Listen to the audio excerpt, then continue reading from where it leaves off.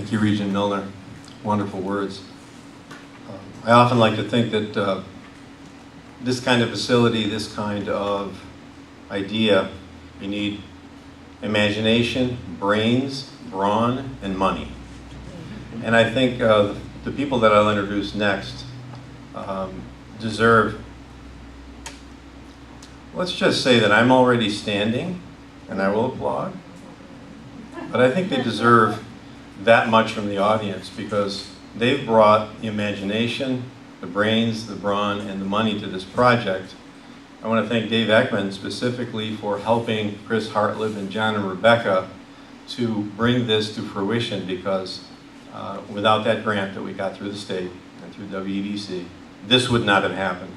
But without the imagination of these three people, none of this would be possible. I've worked with Chris as a faculty member, as a friend, as his boss. We've had harsh words often.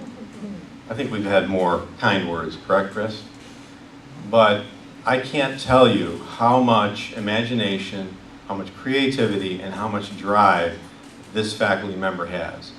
Without Chris Hartlib, this process, this facility, our aquaculture facility in Bayfield would not be here.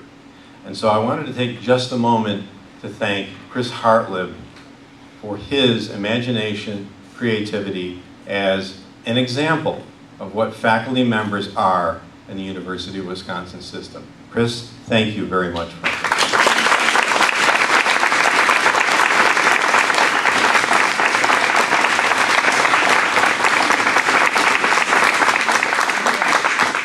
I can say with certainty that Chris works more than 12 hours a week. Having said that, what do you say about John and Rebecca? When we met in their kitchen for sandwiches, maybe, 4 years ago? I think it was a kitchen, combined kitchen, office, rec room. I think it was a pool table, and I don't know what it was. But having said that, it was just a real casual meeting. Chris dragged me down here. It's like, you need to meet these people. The passion for aquaponics was at that table at that moment. And John and Rebecca reminded me often, and they said this at least 10 times while we were in that meeting. This is about sustainable agriculture. This is the future of food for the world. And I truly believe that fish protein will very likely be the greatest source of protein that we have in the next 100 years in the world. So without further delay, I want to simply introduce, honor, and celebrate three of the most important people that I've met in my time here at UWSP. Rebecca, Nelson, John Pade, and Chris Hartlib.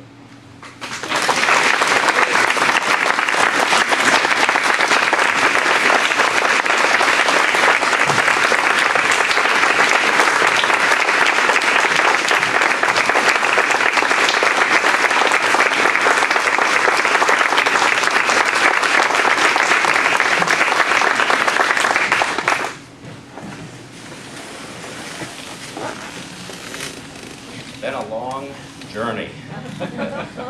This story of aquaponics and Rebecca and I. And back in the middle 90s, we published the very first issue of the Aquaponics Journal because we wanted to share that knowledge about this exciting new science in agriculture. And then for about the last 2 decades, we have been doing our best to improve on it and make it an industry. Our aquaponics systems, combined with controlled environment agriculture, can produce substantially more food on less space, less water, less labor, certainly less resources than any other form of agriculture.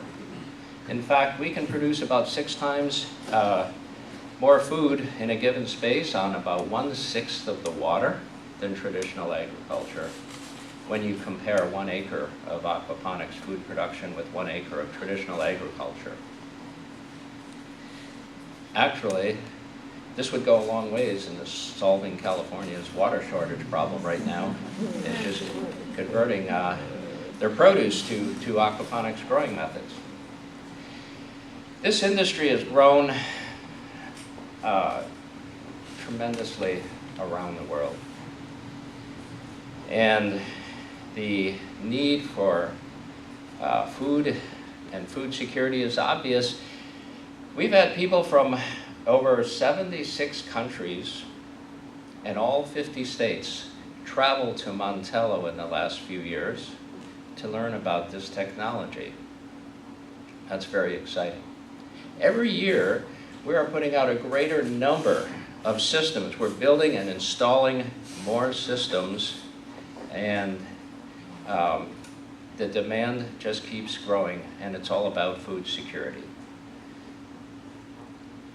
We recently, just in the last few weeks, and in the next few weeks, our teams will be installing systems from Kansas to Canada, and in Wisconsin from the west, right on the Mississippi River, in La Crosse at ORC, all the way to the east to Nathan Calkins' family farm, where they have a bed and breakfast that overlooks beautiful Lake Michigan.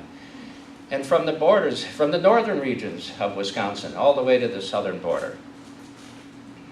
You know, our goal for aquaponics is to take this technology that we've developed and provide food security, food quality, and food availability for people all over the world.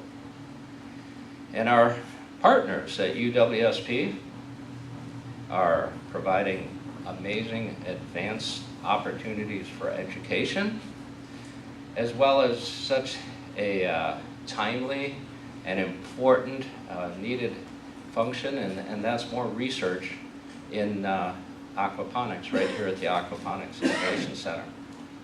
So we thank our partners in education at UWSP and in research for believing in the technology and believing in aquaponics. You know, as you tour the facility today, a result of a public-private partnership, you are going to see that, you know, together, we are already making a difference. Thank you.